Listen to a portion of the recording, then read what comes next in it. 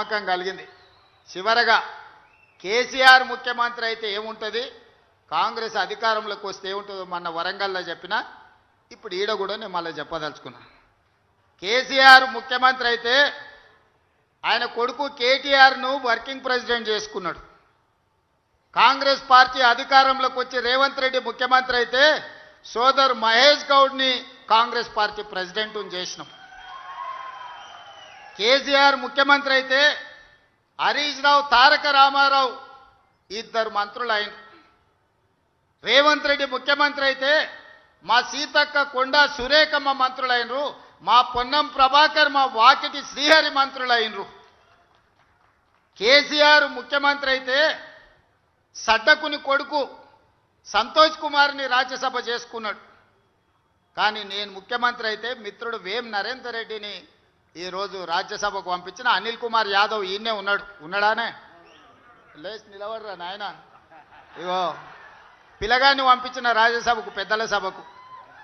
నేను ముఖ్యమంత్రి అయితే అనిల్ యాదవ్ హైదరాబాద్ నుంచి రాజ్యసభకు పంపించిన. పిల్లగాడు ఎట్లున్నాడు చూడు, గట్టే కుస్తీ పైల్వాన్ లెక్క. కేసీఆర్ ముఖ్యమంత్రి అయితే ఓడిపోయిన వినోద్ రావును ప్లానింగ్ కమిషన్ చైర్మన్గా చేసుకున్నాడు. కానీ నేను ముఖ్యమంత్రి అయితే కోదండరామ్ గారిని ప్రొఫెసర్, తెలంగాణ సాధించిన ప్రొఫెసర్ను ఎమ్మెల్సీగా నియమించిన. కేసీఆర్ ముఖ్యమంత్రి అయితే ఆయన బిడ్డను ఎంపీ చేసుకున్నాడు, ఓడిపోతే ఎమ్మెల్సీ చేసుకున్నాడు. కానీ నేను ముఖ్యమంత్రి అయితే వీరనారి చాకలి ఐలమ్మ మన్వరాల్ని మహిళా కమిషన్ సభ్యురాలుగా చేసిన. మొట్టమొదటి మళ్ళీ తెలంగాణ ఉద్యమంలో అమరుడైన శ్రీకాంతాచారి తల్లిని శంకరమ్మను పబ్లిక్ సర్వీస్ కమిషన్లో సభ్యురాలుగా నేను చేసిన. ఇవాళ ఆయనదేమో ఫ్యామిలీ జస్టిస్, నాదేమో సోషల్ జస్టిస్.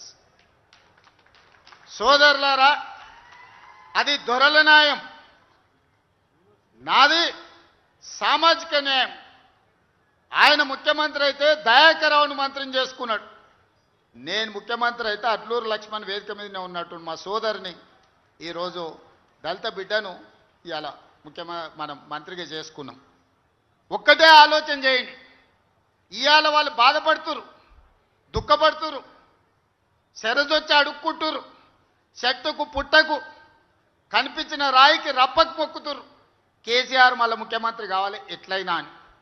ఎందుకయ్యా అంటే 1000 ఎకరాలలో ఆయన ఫామ్ హౌస్ కట్టుకున్నాడు, 100 ఎకరాలలో కొడుకు కట్టుకున్నాడు, 50 ఎకరాలలో బిడ్డ కట్టుకున్నది, 25 ఎకరాలలో అల్లుడు కట్టుకున్నాడు. మరి వాళ్ళకి ఆయనే కావాలి కదనే ముఖ్యమంత్రి. మరి నేనైతే 7 లక్షల ఇందిరమ్మ ఇండ్లు ఈరోజు తెలంగాణ రాష్ట్రం నలుమూలల మా పొంగులేటి శ్రీనివాసరెడ్డిని పెట్టి ఇవాళ గ్రామంలో ఇందిరమ్మ ఇండ్లు కట్టిస్తలే మా సోదరులారా, మీరు చెప్పుండ్రి. ప్రతి గ్రామంలో ఇవాళ ఇందిరమ్మ ఇండ్లు ఎక్కడి నుంచి వచ్చినాయి? మనమైనందుకు, మన ప్రభుత్వం వచ్చినందుకు వచ్చింది.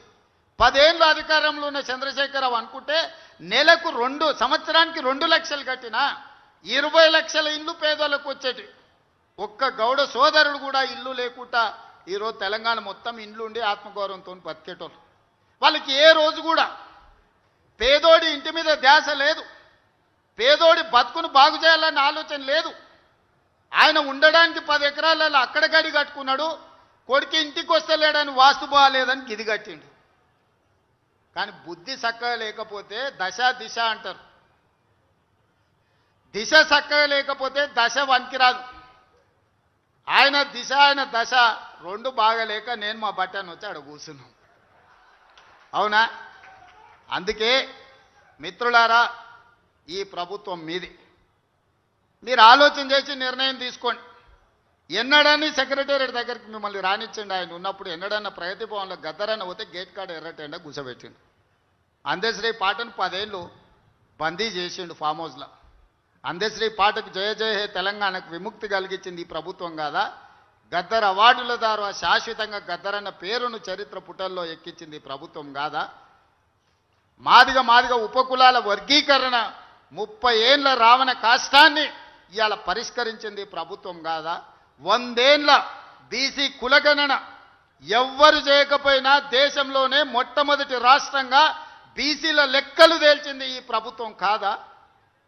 ఈరోజు మీకోసం నిరంతరం ప్రయత్నం చేస్తూనే ఉన్నాం, పని చేస్తూనే ఉన్నాం. కొన్ని మీరు అనుకున్నంత వేగంగా జరగకపోవచ్చు. ఎందుకంటే 8,11,000 కోట్ల రూపాయల అప్పు ఉంది. ఈ అప్పే మా ప్రాణానికి పెద్ద ముప్పు అయింది, తెలంగాణ ప్రాణానికి.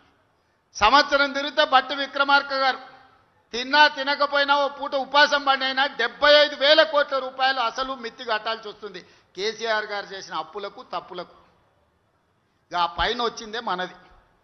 ఆ పైన నుంచే సన్న బియ్యం ఇచ్చినాం, ఆడబిడ్డలకు ఉచిత బస్సు ఇచ్చినాం, 200 యూనిట్లు పేదోళ్ళకు కరెంట్ ఇచ్చినాం, 500 రూపాయల బోనస్ ఇచ్చినాం, 20,617 కోట్ల రూపాయలు రైతు రుణమాఫీ చేసినాం, 36,000 కోట్ల రూపాయలు రైతు భరోసాకి ఇచ్చినాం. ఈరోజు వడ్ల కొనుగోలు కోసం 90,000 కోట్ల రూపాయలు ఈరోజు ఖర్చు పెట్టినాం. ఆడబిడ్డలకు 1000 బస్సులు కొనిచ్చినాం, 1000 మెగావాట్ల సోలారు విద్యుత్తు చేసుకునే వ్యాపారం ఇచ్చినాం. హైటెక్ సిటీ పక్కన 1000 కోట్ల రూపాయల భూమి ఇచ్చి వాళ్ళు తయారు చేసిన వస్తువులను అమ్ముకునే అవకాశం ఇచ్చినాం. 60,000 కోట్ల రూపాయల బ్యాంకు లింకేజ్ మహిళా సంఘాలకు బట్టి గారు సీతక్క ఇచ్చి ఈరోజు మహిళల్ని కూడా ఆదుకునేంత గొప్ప పనులు చేయడం జరిగింది.